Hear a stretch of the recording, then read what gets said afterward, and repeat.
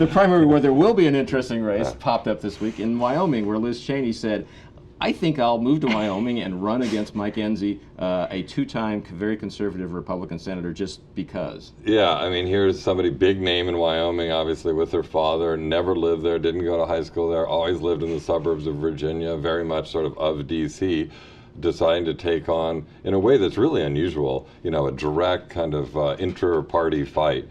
A sitting senator like that, she had warned him in January that she might do it.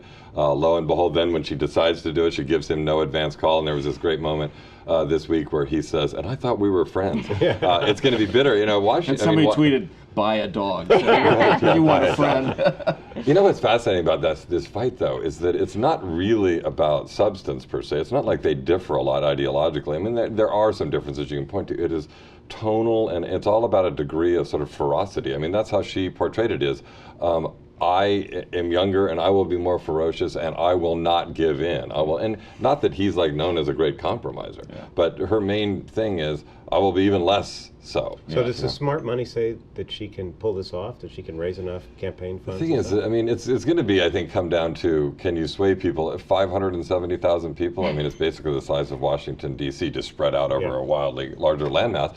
Can money move people, or in the end, will the retail kind of knowledge of the guy Mike Enzi make the difference? But and this probably doesn't apply to Wyoming, but it is emblematic of the problem Republicans have had the last two cycles, which is they ought to be in a position to do much better, if not take control of the Senate.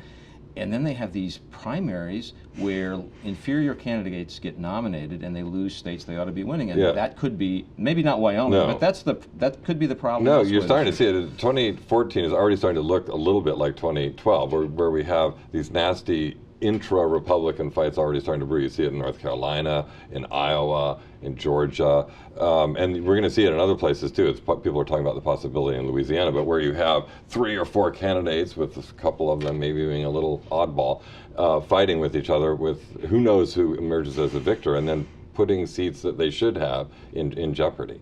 And if you look at the map, they ought to be in a position to take back control of the Senate. Democrats have to defend more seats. They have to defend a bunch of seats in red states.